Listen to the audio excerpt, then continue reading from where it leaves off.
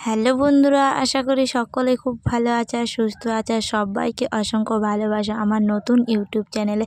তো দেখো, রোজকার মতো আমি চলে এসেছি আবারও আমার সেলাই ক্লাসে। আর এখানে কিন্তু আমি ভয়েস রেকর্ডিং করেছিলাম, তো ভয়েস রেকর্ডিংটা আমি দিতে পারিনি কারণ সবাই কথা বলছিল, তো তার জন্য ভয়েসটা ভালো আসেনি, তো এই কারণেই দিতে পারিনি। আর এরা দেখো এখানে এসে প্রথমে আধ ঘন্টা মতন টাইম নিয়ে কিন্তু তারা মেশিন চালানো প্র্যাকটিস করে।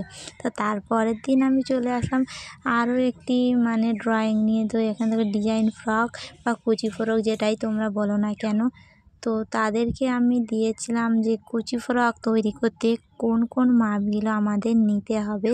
তো সম্পূর্ণটা বোর্ডে লিখে দিয়ে একটা ড্রয়িংও আমি বানিয়ে দিয়েছিলাম। বানিয়ে দেওয়ার পরে আমি কিন্তু ক খ গ এইভাবে লিখে মার্ক করে কথার থেকে কতটা মাপ নিতে হবে সম্পূর্ণটা তাদেরকে কিন্তু ভালোভাবে লিখে দিয়েছিলাম বোর্ডে। তো তারা কিন্তু সবটা টুকে নিয়েছে।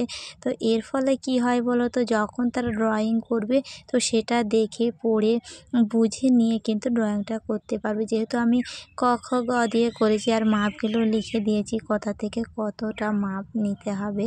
তো দেখো এখানে সবাই কিন্তু খাতাতে টুকে নিচ্ছে। আর এদিকে একজন সায়া কাটিং করছে, তো ও হয়তো আগের দিন আসেনি, ও তার জন্য সায়া কাটিং করছে। তো ও বলল আমি পরে লিখে নেব অন্যের খাতা দিয়ে। তাই আমি বললাম ঠিক আছে।